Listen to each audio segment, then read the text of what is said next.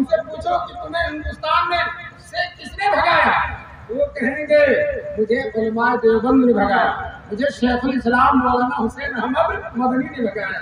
چنانچہ جب دارالعلوم دیوبند قائم ہوا تو وہاں کے بزرگوں نے، وہاں کے علماء نے یہ طے کیا تھا کہ حکومت سے کوئی پیسہ نہیں لیا جائے گا۔ غور سے سنیے گا، حکومت سے کوئی پیسہ نہیں لیا جائے گا۔ جو انگریز حکومت مدرسوں کو پیسہ دے گی، پھر اپنا قانون چلائے گی، اپنی مرضی چلائے گی، اپنے لوگوں کو داخل کرے گی۔ ان بزرگوں نے پہلے ہی سمجھ لیا تھا کہ انگریز کو کسی طرح سے مدرسے میں داخل نہیں کرنا، چنانچہ طے کر لیا کہ انگریزوں سے کوئی مدد نہیں لی جائے گی، کوئی تعاون نہیں لیا جائے گا۔ دوستو جو ہے اس کی برکت جانتے ہیں، اس کی برکت یہ ہوئی کہ الحمدللہ ثم الحمدللہ یہ مدرسہ چلتا رہا۔ اگر ہم انگریزوں کا تعاون لے لیتے تو مدرسے میں یہ رونق نہ ہوتی، یہ مدرسے میں برکت نہ ہوتی، اتنی خدمات نہ ہوتی۔ شیخ الاسلام مولانا حسین احمد مدنی جو انگریزوں کو آزاد سے ملک کو نجات دلانے والے سب سے آخری مرد مجاہد ہیں شیخ الاسلام مولانا حسین احمد مدنی۔ انگریز چاہتا تھا مولانا مدنی کو مدرسے سے نکلوا دیا جائے، اس لیے کہ یہ بڑی شخصیت ہے، دارالعلوم دیوبند کے شیخ الحدیث ہیں، صدر مدرس ہیں، ان کی آواز پورے ملک میں پہنچتی ہے، یہ ہماری مخالفت کرتے ہیں، اس میں بڑا دم ہوتا ہے۔ اگر یہ دارالعلوم دیوبند سے نکال دیے جائیں گے تو ان کی آواز میں طاقت نہیں رہے گی۔ چنانچہ انگریز ان کی دارالعلوم دیوبند انگریزوں سے کوئی مدد نہیں لیتا تھا، اس لیے انگریز نے براہ راست کوئی حکم نہیں دیا، لیکن حیدرآباد کے نواب انگریزوں کے طرفدار تھے۔ انگریزوں نے حیدرآباد کے نواب سے کہا کہ آپ دارالعلوم دیوبند میں چندہ دیتے ہیں، آپ کا اثر ہے، اور ہمارا سب سے بڑا دشمن مولانا حسین احمد مدنی دارالعلوم دیوبند میں موجود ہیں، آپ اپنے اثر و رسوخ کو استعمال کر کے مولانا کو مدرسے سے نکلوا دیجیے۔ چنانچہ نواب حیدرآباد نے دیوبند میں خط لکھا، قاری طیب صاحب رحمۃ اللہ علیہ اس وقت محتمم تھے، ان کے پاس خط لکھا، مولانا قاری طیب صاحب محتمم دارالعلوم دیوبند کو معلوم ہو کہ مولانا حسین احمد مدنی کو مدرسے سے نکال دیا جائے۔ یہ نواب حیدرآباد نے خط بھیجا، اور اگر ان کو مدرسے سے نہیں نکالا گیا تو ہم جو چندہ دیتے ہیں چندہ بند کر دیں گے۔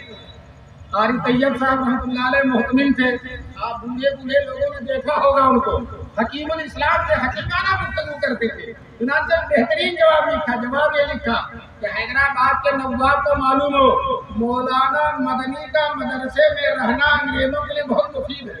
کیسے مفید ہے؟ اس لیے کہ مولانا مدنی کو ہم ہفتے میں 6 دن چھٹی نہیں دیتے، ان سے بخاری اور ترمذی پڑھواتے، جمعے کی 1 دن چھٹی کا ملتا ہے، اور پورے ملک میں جا کر انگریزوں کے خلاف اعلان بغاوت کرتے ہیں، کانفرنسیں کرتے ہیں، جلسے کرتے ہیں، تجاویز منظور کرتے ہیں۔ اگر ہم نے ان کو مدرسے سے نکال دیا تو ان کا پورا ہفتہ خالی ہو جائے گا، پورا ہفتہ خالی ہو جائے گا، اور جب پورا ہفتہ خالی ہوگا تو 1 دن کے بجائے 7 دن انگریزوں کی مخالفت کریں گے، اور جس کا نتیجہ یہ ہوگا کہ انگریز کو اگر 7 سال میں جانا تو 1 ہی سال میں جانا تھا۔ اس لیے انگریزوں کی بھلائی اسی میں ہے کہ مولانا مدنی کو مدرسے میں رکھا جائے، اور اس شیر کو پنجرے میں بند رکھا جائے، اور مولانا مدنی کو مدرسے سے نہ نکالا جائے۔ ایک خط قاری طیب صاحب نے نواب حیدرآباد کے پاس بھیج دیا۔ کچھ دنوں کے بعد شیخ الاسلام مولانا حسین احمد مدنی کو معلوم ہوا کہ حیدرآباد سے میرے بارے میں کوئی خط آیا، میرے نکالنے کے بارے میں۔ دفتر اہتمام میں تشریف لائے، قاری طیب صاحب رحمۃ اللہ علیہ سے کہا میرے بارے میں حیدرآباد سے کیا خط آیا ہے اور آپ نے کیا جواب دیا ہے؟ تو قاری طیب صاحب نے حیدرآباد کا خط اور اپنا جواب حضرت مدنی کے سامنے رکھ دیا۔ حضرت مدنی نے بڑے وقار اور تمکنت کے ساتھ، سنجیدگی کے ساتھ مطالعہ کر کے بہت ہی جو ہے سنجیدگی اور وقار کے ساتھ کہتے ہیں، اطمینان کے ساتھ کہتے ہیں، حضرت محتمم صاحب دوسرا خط لکھیے، اور یہ لکھیے کہ حیدرآباد کے نواب صاحب آپ نے چندہ بند کرنے کی دھمکی دی ہے، آئندہ چندہ نہیں دیں گے اگر مولانا مدنی کو نکالا نہیں گیا۔ تو حیدرآباد کے نواب صاحب سن لیجئے، آئندہ چندہ دینا تو دور کی بات ہے، اب تک سالہ سال سے جتنا چندہ دیا ہے سب کی فہرست بھیج دیجیے، آپ کی ساری رقم واپس کر دیجیے۔ آپ کی ساری رقم واپس کر دی جائے گی۔ آپ سمجھتے ہیں مدرسہ آپ کے پیسے نہیں چلتا، مدرسہ اللہ کا ہے اور اللہ اس کو چلانے والے ہیں، اللہ سے مدد اور نصرت سے مدرسہ چل رہا ہے۔ دوستو یہ دارالعلوم دیوبند کا ہلکا سا تعارف ہے۔ ماشاء اللہ دارالعلوم دیوبند نے آج بھی آپ چلے جائیں دیوبند میں آپ کو دعوت دیتا ہوں، 1700 بچے جو صرف بخاری، مسلم، ترمذی، نسائی، ابو داؤد، موطا امام محمد، موطا امام مالک جو ہے صبح سے لے کر شام تک پڑھتے ہیں، اور جب رسول پاک صلی اللہ علیہ وسلم کا نام نامی آتا ہے، قال رسول اللہ صلی اللہ علیہ وسلم، درود کے نغموں سے پوری دارالحدیث گونج جاتی ہے۔ دوستو میں آپ سے سچ کہتا ہوں، دیوبند میں، دارالحدیث میں ہر روز، ہر گھنٹے میں، ہر سبق میں جتنا درود شریف پڑھ لیا جاتا ہے، آپ زندگی بھر اتنا درود نہیں پڑھ سکتے۔ یہ حضور کے دیوانے ہیں، حضور کے عاشق ہیں۔ آپ کو بتاؤں ان کی کامیابی کا راز، علماء دیوبند کی کامیابی کا راز عشق رسول ہے۔ ایک جلسے میں حضرت مولانا سالم صاحب رحمۃ اللہ علیہ بھی موجود تھے اور مجھے بھی کچھ کہنے کا موقع دیا گیا، تو میں نے کہا مولانا قاسم نانوتوی اپنے اس کارنامے میں، اس مدرسے کو چلانے میں اتنا کامیاب کیا ہو گئے، تو اس کی وجہ میں نے بتائی، ان کا دل عشق رسول کا مرکز تھا، ان کا دل عشق رسول کا مرکز تھا، وہ حضور کے دیوانے تھے، وہ حضور کے عاشق دار تھے۔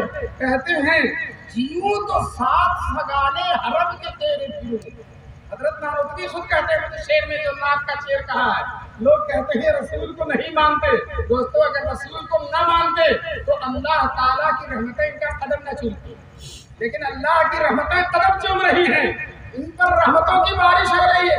آپ دیوبند جا کر دیکھ لو کیسا دین کی خدمت ہو رہی ہے، عقائد کی، اسلام کی، حدیث کی، قرآن کی، شریعت کی، سنت کی، حضور کے عشق و محبت کی پوری داستان لکھی ہوئی ہے دارالعلوم دیوبند کے اندر۔ چنانچہ وہ کہتے ہیں جیوں تو سات سگانے حرم کے تیرے، مروں تو کھائیں مدینہ کے مجھ کو مور و مار، میں جب مر جاؤں تو مدینے کی چونٹیاں مجھے کھا لیں، اور جب تک زندہ رہوں مدینے کے کتوں کے ساتھ گھومتا رہوں۔ بتاؤ یہ عاشق رسول نہیں ہے تو کیا ہے؟ وہی کہتے ہیں کہ اڑا کے بعد میری مشت خاک کو پس مرگ کرے حضور کے روضے کے ارد گرد نثار، جب میں مر جاؤں تو میری مٹی کو ہوا حضور کے روضے کے ارد گرد قربان کر دے، نچھاور کر دے، حضور کے روضے کے ارد گرد میری مٹی کو بکھیر دے ہوا۔ دوستو اتنا عاشق ہے، اتنا دیوانہ۔ دوستو یہی مولانا قاسم نانوتوی، انگریزوں نے حضرت کے خلاف وارنٹ جاری کر دیا تھا، حضرت کو گرفتار کیا جائے۔ دوستو لوگوں نے یہ کہا حضرت سے چھپ جائیے، حضرت نے کہا نہیں چھپوں گا، بہت اصرار کیا تو ایک مکان میں چھپ گئے، 3 دن تک چھپے رہے۔ 3 دن کے بعد مکان سے باہر نکل آئے، لوگوں نے کہا حضرت ابھی وارنٹ پڑا ہوا ہے، انگریز کی فوج آپ کو تلاش کر رہی ہے، پکڑ کر پھانسی دے دے گی، اور آپ 3 دن کے بعد باہر نکل آئے۔ تو کہتے ہیں حضور صلی اللہ علیہ وسلم غار ثور میں جب مدینے کو ہجرت کر رہے تھے، صرف 3 دن چھپے تھے تو حضور کی سنت ادا ہو گئی، میں 3 دن سے 4 دن نہیں چھپ سکتا۔ دوستو بتائیے چھپنے میں بھی حضور کی سنت کا لحاظ ہے۔ اسی طرح سے تم مولانا رشید احمد گنگوہی کا نام سنا ہوگا، مولانا قاسم کے نانوتوی کے ساتھی ہیں اور دارالعلوم دیوبند کے بانیوں میں ہیں اور دارالعلوم دیوبند کی بنیادی اینٹ رکھنے والے ہیں۔ ایسے سنت کے عاشق تھے، ایسے سنت کے عاشق تھے۔ ایک دن مولانا گنگوہی مسجد سے نکل رہے تھے، مسجد سے نکلنے کی 2 سنتیں ہیں، ایک سنت یہ کہ پاؤں بایاں نکالا جائے، اور دوسری سنت یہ جوتا داہنے پیر میں پہنا جائے۔ اب اگر پاؤں باہر نکالتے ہیں تو وہ تو سنت ادا ہو جائے گی، لیکن جوتا داہنے پیر میں پہننے کی سنت ادا نہیں ہوگی۔